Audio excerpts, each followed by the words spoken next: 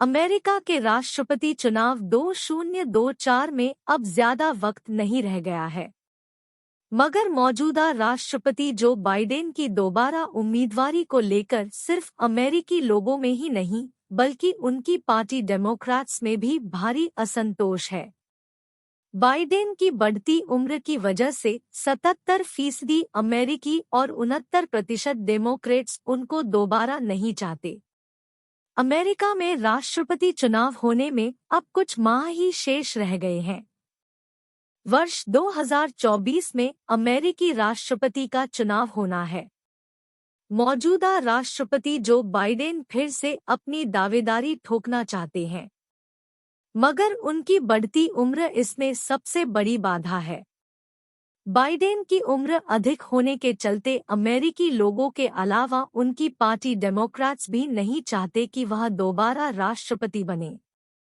मगर बाइडेन की उम्र को लेकर जाहिर की जा रही चिंताओं को उपराष्ट्रपति कमला हैरिस ने सिरे से खारिज कर दिया है। मगर आगामी चुनाव में मतदाताओं के लिए एक मुद्दा राष्ट्रपति बाइडेन की उम्र है। एसोसिएटेड प्रेस के एक हालिया सर्वेक्षण से पता चला है कि 77% अमेरिकी और 69% डेमोक्रेट मानते हैं कि राष्ट्रपति बाइडेन अपने दूसरे कार्यकाल के लिए बहुत बूढ़े हैं।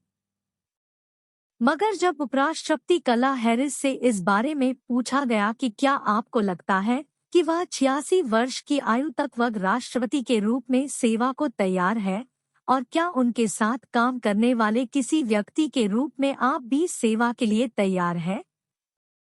क्या आपने हाल के वर्षों में बदलाव देखे हैं? इस पर कमला हैरिस ने कहा कि सबसे पहले मैं कहना चाहती हूं कि पिछले राष्ट्रपतियों ने जो आशा की थी, जो सपने देखे थे और वादा किया था कि वे ऐसा करेंगे, मगर वह सभी उसे हासिल नहीं कर पाए थे। हमारे राष्ट्रपति बाइडेन ने उन चीजों को पूरा किया है। बाइडेन के बारे में क्या क्या बोली कमला हैरिस? एपी ने कमला हैरिस से पूछा कि क्या आपको इंफ्रास्ट्रक्चर सप्ताह के बारे में वह पूरी बात याद है?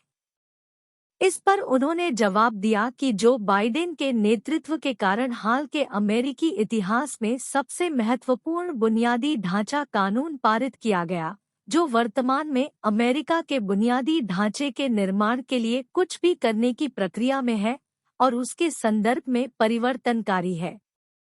चाहे वह सड़कें और पुल हो या सभी परिवारों के पास किफायती उच्च गति वाले इंटरनेट तक पहुंच को सुनिश्चित करने का मामला हो, इस सबको बाइडेन ने पूरा किया है। लोगों को नौकरियों के लिए जो प्रक्रिया हमने जो बाइडेन के नेतृत्व में बनाई है, उसका निर्माण करेंगे। उन्होंने कहा कि संयुक्त राज्य अमेरिका में 800,000 से अधिक विनिर्माण नौकरियां हैं। हमने 13 मिलियन नई नौकरियां पैदा की हैं।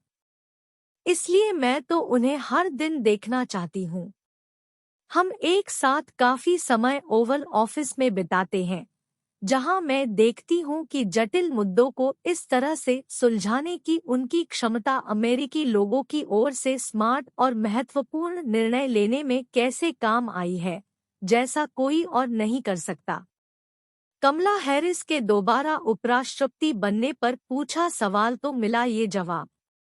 द एसोसिएटेड प्रेस ने राष्ट्रपति की उम्र के सवाल के साथ कमला हैरिस से यह भी पूछा कि यदि आवश्यक हो तो वह अपनी भूमिका कैसे निभाएंगे। क्या आप उपराष्ट्रपति के रूप में फिर उनके साथ कार्य करने की संभावना के लिए तैयार महसूस करती हैं? इस पर कमला हैरिस ने हाँ में जवाब दिया।